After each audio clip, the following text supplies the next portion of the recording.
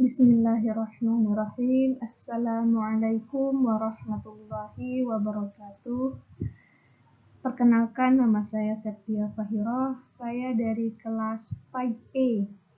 Di sini saya akan membahas tentang periodisasi filsafat klasik untuk memenuhi penugasan dari mata kuliah filsafat umum yang diampu oleh Bapak Dr. Syarnudi, MPDI.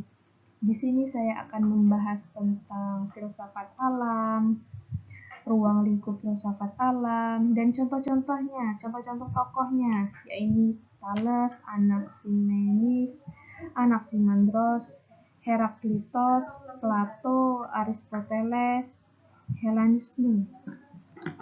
Kita langsung saja ke slide kedua. Filsafat alam. Filsafat alam merupakan awal dari ilmu filsafat. Dinamakan filsafat alam karena yang menjadi objek pemikirannya adalah mengenai kejadian alam semesta ini. Filsafat alam ada sejak zaman Pra-Sokrates dengan Miletus sebagai tanah kelahiran filsafat alam. Pemikiran para filsafat alam sangat dipengaruhi oleh kehidupan dan kemahiran yang dimilikinya. Selanjutnya, ruang lingkup filsafat alam. Ruang lingkup filsafat alam ini ada 3, yakni teori pengetahuan tentang alam, metafisika tentang alam, filsafat alam dalam arti lebih sempit. Apa sih yang dimaksud dengan teori pengetahuan tentang alam? Yakni merupakan evaluasi kritis terhadap jenis, nilai, dan arti pengetahuan manusia tentang alam. Meneliti persoalan-persoalan yang khusus terkandung dalam pengetahuan manusia mengenai alam. Yang kedua ini metafisika tentang alam, mempelajari dan memahami mengenai penyebab segala sesuatu sehingga hal tertentu menjadi ada. Metafisika tentang alam berikhtiar mengenai fenomena alam dan konsep-konsep pokok ilmu alam seperti ruang, waktu, gerak, kekuatan, iklim, materi, kehidupan, organis, dan seterusnya. Selanjutnya, filsafat alam dalam arti lebih sempit. Filsafat alam dalam arti lebih sempit memperhitungkan baik tuntutan metafisika alam maupun pengetahuan iklim manusia mengenai alam konkret.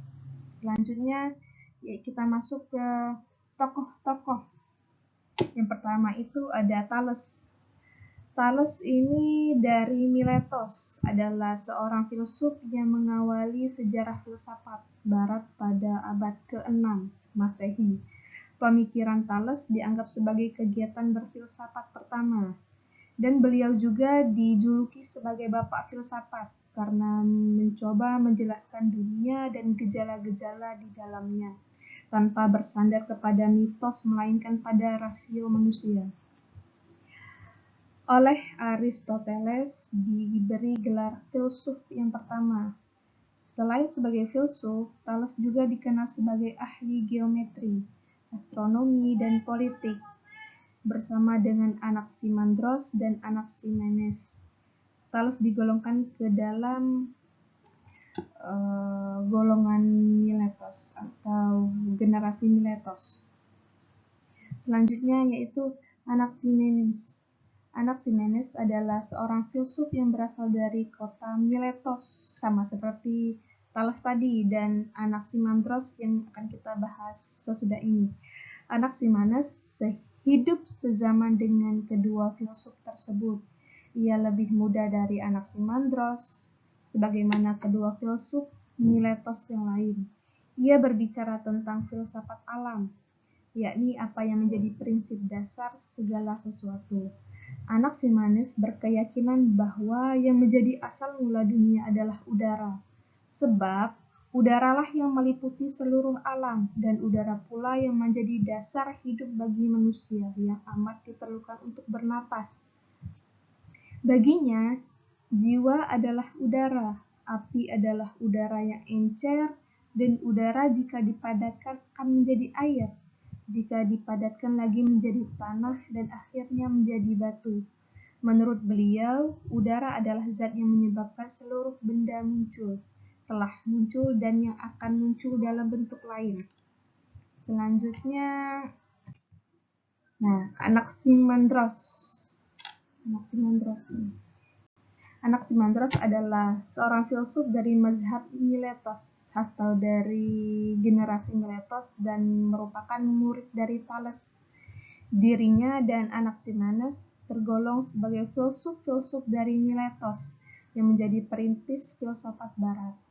Anaximandros adalah filsuf pertama yang meninggalkan bukti tulisan berbentuk prosa. Menurut tradisi Yunani kuno, Anaximandros memiliki jasa-jasa di dalam bidang astronomi dan geografi. Misalnya, beliau adalah yang pertama kali membuat peta bumi, dan ketika ia memimpin ekspedisi dari Miletos untuk mendirikan kota perantauan baru ke Apollonia di Laut Hitam. Ditambah lagi, ia mampu memprediksi kapan terjadinya gempa bumi. Ia mampu memprediksi kapan terjadinya fenomena alam lainnya seperti gerhana, petir, dan juga mengenai asal mula kehidupan, termasuk asal mula manusia. Anaximandros berpendapat bahwa tidak mungkin mencari prinsip dasar tersebut dari zat yang empiris. Prinsip dasar itu haruslah pada sesuatu yang lebih mendalam, yang dapat diamati oleh panca indera. Ia berpendapat bahwa prinsip dasar segala sesuatu adalah tu apeiron atau tanpa batas.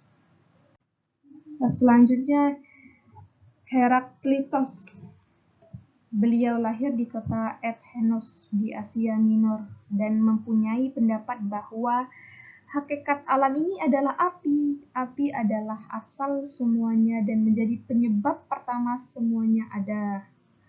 Api adalah segala sesuatu yang bergerak secara terus-menerus, tidak mengenal berhenti meskipun pada suatu saat saja di mana api mudah bergerak dan berganti. Jadi kesimpulannya, filsafat tentang kejadian alam adalah basic material of which everything encompasses is fire. Artinya, ialah dasar segala materi atau segala sesuatu adalah api. Sehingga dengan demikian yang menjadi penyebab adanya alam semesta ini, menurut beliau ini adalah karena adanya hubungan antara api dengan yang lainnya. Dari beberapa uraian yang dikemukakan oleh Heraklitos bertentangan dengan Parmenides, sebab Parmenides mengemukakan bahwa hakikat alam ini adalah satu, tetap dan tidak akan berubah-ubah. Lanjut, Plato. Dari kedua pertentangan tersebut yang di atas tadi, maka muncullah seorang filsuf yang bernama Plato, lahir di Athena, yang datang kemudian ia mempertemukan kedua pendapat itu. Plato mengatakan bahwa alam yang nyata ini yang selalu berada dalam perubahan adalah bayangan atau gambar dalam alam ide. Bayangan tersebut berasal dari ide yang jauh, dan ide yang jauh itulah yang menjadi penyebab munculnya ide yang ada. Menurut Plato, dikatakan alam ini mulanya tidak ada kemudian ada. Olehnya itu keseluruhan alam ini adalah baru. Jadi dengan demikian dapatlah dipahami bahwa ide yang jauh itu sebagai penyebab munculnya ide yang lain. Atau dengan kata lain, terdapat adanya hubungan sebab dan akibat dari kedua ide yang mana antara alam ide dan alam nyata itu mempunyai hubungan kausalitas atau saling berhubungan antara keduanya. Lanjut, Aristoteles. Aristoteles adalah seorang filsuf Yunani, murid dari Plato dan guru dari Alexander yang Agung. Ia memberikan kontribusi di bidang metafisika, fisika, etika, politik, ilmu kedokteran, dan ilmu alam. Ia merupakan orang pertama yang mengumpulkan dan mengelompokkan spesies-spesies biologi secara sistematis. Paling penting adalah masalah logika dan teologi atau metafisika. Logika Aristoteles adalah suatu sistem berpikir deduktif yang bahkan sampai saat ini masih dianggap sebagai dasar dari setiap pelajaran tentang logika formal. Masa keemasan beliau adalah pada masa keilmuan bangsa Yunani. Ia berhasil menemukan pemecah persoalan-persoalan beserta filsafat yang dipersatukannya dalam sistem logika, matematika, fisika, dan metafisika. Lanjut. Helenisme. Melalui pemikiran Helenisme Romawi yang memiliki ciri dan corak tertentu, jika pemikiran filsafat Yunani cenderung bersifat teoritis, maka filsafat Helenisme ini lebih bercorak ke praktis. Hal ini disebabkan bangsa Romawi telah menguasai ketatanegaraannya, hukum dan perundang-undangan, kebudayaan, dan ilmu pengetahuan Yunani tersebar luas di daerah-daerah penaklukan yang melahirkan suatu kebudayaan baru yang dikenal dengan kebudayaan Helenisme. Sebagai kebudayaan campuran antara kebudayaan Yunani dengan kebudayaan daerah penaklukan.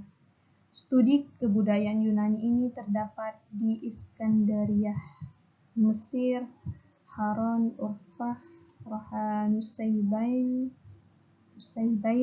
Sundai Sabur, dan Baghdad.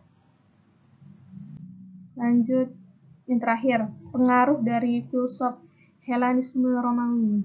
Yang pertama, aliran Stoa yang didirikan oleh Zeno, di mana ajarannya di bidang etika menganjurkan kepada manusia agar hidup harmoni dengan dirinya sendiri dan budinya. Yang kedua itu aliran Epicure dinisbatkan dengan pendirinya yaitu Epikuros yang menitik beratkan filsafatnya kepada satu tujuan, yaitu kebahagiaan manusia. Karena nafsu dan kecenderungan manusia dalam hidup ini menuju ke sana, menuju ke alam yang abadi. Lanjut, yang terakhir, aliran skepsis yang ditokohi oleh Pyrrho yang mengajarkan teori ragu-ragu untuk mencapai kebahagiaan. Orang dapat bahagia apabila ia bersikap bijaksana dengan tidak mengambil keputusan. Sebab orang yang tidak mengambil keputusan tidak akan pernah keliru. Cukup sekian dari saya. Wassalamualaikum warahmatullahi wabarakatuh.